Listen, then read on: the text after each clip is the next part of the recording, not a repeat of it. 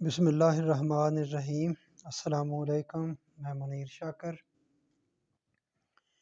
انسان دو چیزوں کا مرکب ہے، ایک جو یہ بدن سامنے نظر آ رہا ہے جسم، ایک اس کے اندر ہے، اس کو عام طور پر روح بولتے ہیں، لیکن روح اصل نہیں ہے۔ روح تو جانوروں میں بھی ہے، گندے کیڑوں میں بھی ہے، سانپ میں بھی، سب میں بھی روح ہے۔ نہیں، انسان کو جو اشرف المخلوق بنایا گیا ہے، اس کے لیے جو لفظ ہے جس کا دوسرا، وہ نفس ہے۔ ایک جسم ہو گیا، دوسرا اس کا نفس ہو گیا۔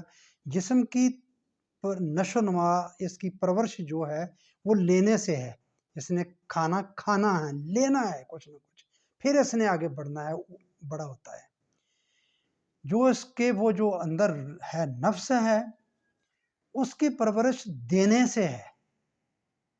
جسم لینے سے، جو نفس ہے اس کی نشو و نما بڑھوتری جو ہے وہ دینے سے ہے، دوسروں کو دینے سے اس کی نشو و نما ہوتی ہے۔ یہ بات بنیادی طور پر آپ سمجھ لیں اور دیکھیں یہ کتنی بنیادی چیز ہے، دینا۔ اسلام میں، دین میں کہ دینا جو ہے، کچھ بھی دینا، یہ کتنا اہم ہے۔ اس سے آپ کا تزکیہ نفس ہوتا ہے۔ یہ اس کی جو نشو و نما اس کے حوالے سے، یہ سورہ لیل کی 18 نمبر آیت ہے۔ جو شخص اپنا مال، اپنی صلاحیتیں دوسروں کو دیتا ہے، اس کا تزکیہ نفس ہو جاتا ہے۔ یہ اس کا مفہوم دیکھ لیں۔ سورہ فاطر کی آیت نمبر 18 بھی یہی ہے کہ جو دوسروں کی پرورش کرتا ہے، اس سے اس کی اپنی پرورش ہو جاتی ہے، اپنا نفس کی نشو و نما ہوتی ہے اس کی۔ اور جو کچھ مال اور دولت بھلی چیز تم اللہ کی راہ میں خرچ کرتے ہو، وہ تمہاری اپنی ذات کے فائدہ ہی کے لیے ہے۔ سورۃ بقرہ کی 272 نمبر آیت۔ یہ دینا، یہ تزکیہ نفس کا حکم آ رہا ہے کہ تمہارے اپنے ہی فائدے کے لیے، تزکیے کے لیے۔ تزکیہ جب ہو جائے گا تو وہ جو میں نے آیت بتائی نا 18 نمبر، اس میں پیچھے ذکر آ رہا ہے کہ اس بھڑکتی ہوئی آگ سے اس کو بچا لیا جائے گا۔ کس کو؟ جو یہ کام کرے گا، مال خرچ کرے گا، اپنے تزکیہ نفس کے لیے مال خرچ کرے گا، تو اس کو بھڑکتی ہوئی آگ سے بچا لیا جائے گا۔ اور یہی بات آگے سورہ شمس کی 9 نمبر آیت میں ہے، اور جس نے اپنے نفس کو پاک کر لیا وہ کامیاب ہو گیا۔ کتنی بات، تو ٹوک مختصر سی بات بتا دی۔ جس کا تزکیہ نفس ہو گیا وہ کامیاب ہو گیا۔ تزکیہ نفس کیسے ہوتا ہے؟ اور یہ بتا دیا کہ مال دینے سے ہوتا ہے۔ قابل غور، قابل توجہ بات ہے کہ نفس کو پاک کرنا کامیابی کا معیار ٹھہرا ہے، نہ کہ روح کو پاک کرنا۔ یہ نفس کی بات ہے۔ یہ ایک طرح سے انسان کے اندر ہی اپنے مفاد کا تقاضا رکھنے والی دو چیزوں، طبعی زندگی اور ذات کے درمیان جنگ ہے۔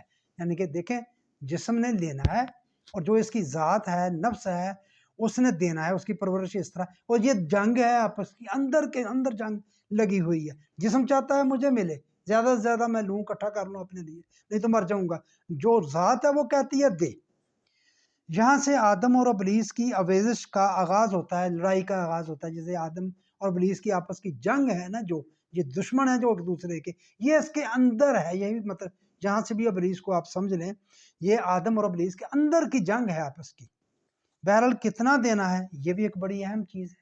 دیتے ہیں ہم، کسی کو 5 روپے دے دیا، کسی کو روپیہ دے دیا، کسی کو 10 روپے دے دی، اور ہم نے سمجھا کہ ہم نے دے دیا، حق دینے کا۔ اسلام یہ بھی بتاتا ہے، ایسے نہیں چھوڑ دیتا کہ بس دے دو۔ تو وہ جو ہم نے زکوٰۃ کا، اس کے بارے میں بعد میں بات کروں گا، جو 2.5% ہے، چلے دینا ہے، دینا قرآن بتاتا ہے۔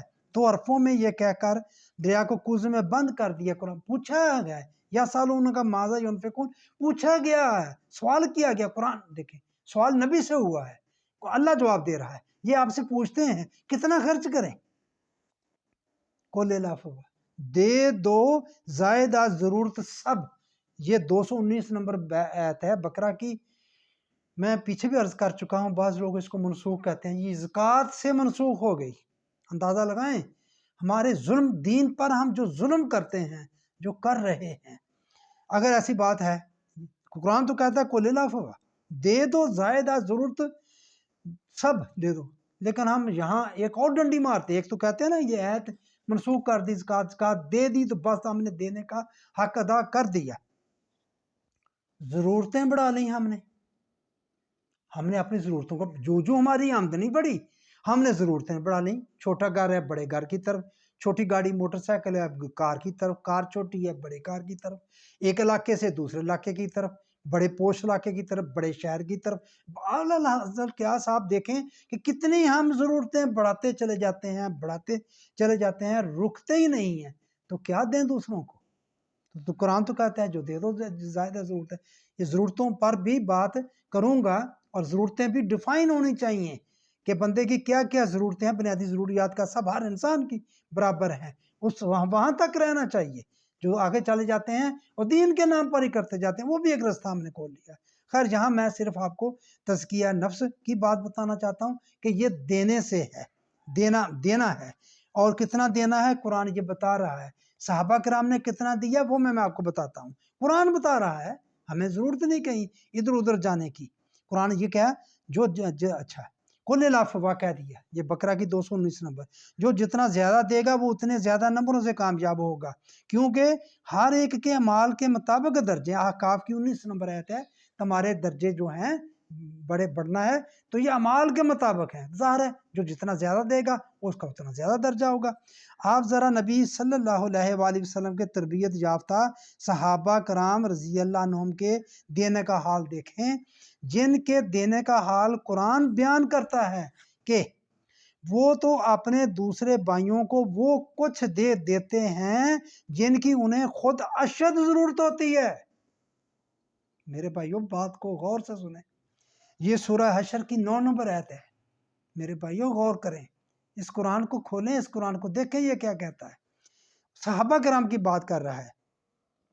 کیا کرتے ہیں وہ اپنے دوسرے بھائیوں کو وہ کچھ دے دیتے ہیں جن کی انہیں خود اشد ضرورت ہوتی ہے, اپنی ضرورتوں کو قربان کر دیتے ہیں. یہ ہے تربیت اسلام کی, یہ تربیت ہے نبی صلی اللہ علیہ وآلہ وسلم کی. قرآن بیان کر رہا ہے ضرورت ہوتی ہے, یعنی اپنی ضرورت کو اپنے بھائی کی ضرورت پر قربان کر دیتے ہیں. یہ سورہ حشر کی 9 نمبر آیت ہے, دیکھ لیں بے شک. آگے اس سے اور بھی بڑی بات, ساری قرآن کی باتیں بہت بڑی ہوتی ہیں میرے بھائیوں, اور ان کا یہ دینا کسی احسان کے بدلے میں نہیں ہوتا. احسان نہیں کرتے, یہ نہیں جتاتے میں نے کوئی احسان کر دیا ہے. یہ لیل کی سورہ لیل کی 19 نمبر آیت پہلے بھی ذکر کیا میں نے. اس دینے پر نہ وہ بدلہ چاہتے ہیں اور نہ شکر گزاری کے الفاظ تک. کسی کے ساتھ بلائی کر دی, یار اس نے تو میرا شکریہ ہی نہیں ادا کیا.